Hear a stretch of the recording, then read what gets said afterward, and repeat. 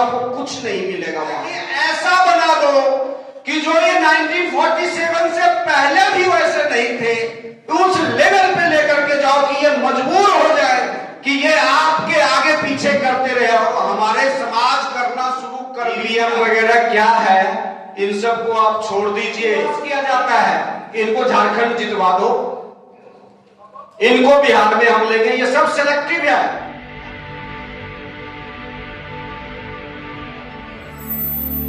ये बात बहुत गंभीर है। हरीश मंडल साहब ने कहा कि वहां त्रिभुज बनाया गया है। वो त्रिभुज मनुवादी जो पीछे से चलता आ रहा है वो आज भी चल रहा है, और आगे कितना भयावह होगा वो मैं जब सोचता हूं तो मुझे लगता है कि मैं तो अंबेडकर, फुले पेरियार के साथ पढ़ लिया, उनके नाम को सोचते सोचते पढ़ लिया। अगला जनरेशन क्या पढ़ेगा अगर मैं उसके जैसा एक भी नहीं बनाया तो? बहुत इंपॉर्टेंट पॉइंट है, इसको आपको सोचना पड़ेगा।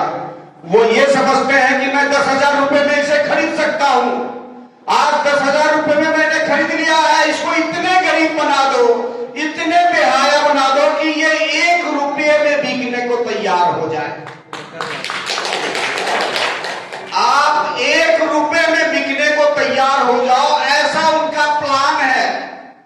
और उनका दूसरा कोई प्लान नहीं है। आप किसी भी गवर्नमेंट कॉलेजेस में जाकर के देखो, आपको कुछ नहीं मिलेगा वहां पे। आपको सारे प्राइवेटाइजेशन में जा रहा है। उस प्राइवेटाइजेशन में क्यों जा रहा है? That is just a kind of motive. वो मोटिव ये है कि ऐसा बना दो कि जो ये 1947 से पहले भी वैसे नहीं थे, उस लेवल पे लेकर के जाओ कि ये मजबूर हो जाए कि ये आपके आगे पीछे करते रहे। हमारे समाज करना शुरू कर भी दिया है। अपने बच्चों की शादियों के लिए, अपने खाने के लिए नौकरी है नहीं, बिजनेस है नहीं, तो करेंगे क्या? मजबूर होकर के आप उसके दरवाजे पर जाओगे। बहुत ही इंपॉर्टेंट पॉइंट है और इसको डिस्कस करो। It is not for the Delhi और बिहार और UP anywhere, it is whole around the country of this. वो तो गलती से 400 पार नहीं हुआ, नहीं तो अभी क्या होता वो आपको पता चल चुका होता। ईवीएम वगैरह क्या है, इन सबको आप छोड़ दीजिए। ईवीएम में इन्होंने क्या नहीं किया है। अगर आप चाहते हो देखना तो ये देख लो, मैं एक जीता जागता कैंडिडेट हूं। मैंने दिल्ली में इलेक्शन भी लड़ा हूं। सारे वोट्स ट्रांसफर होते हैं, वो जहां मर्जी हो वहां। सर ने सही बोला, छोटे लोगों की तो काउंटिंग भी नहीं होती है कि कितने वोट्स उसे आए हैं। तो ईवीएम का जो मैनिपुलेशन है टेक्नोलॉजिकली, वो क्या हो रहा है, वो धीरे धीरे आपको पकड़ने भी नहीं देंगे, वो धीरे धीरे करते हैं इस चीज को।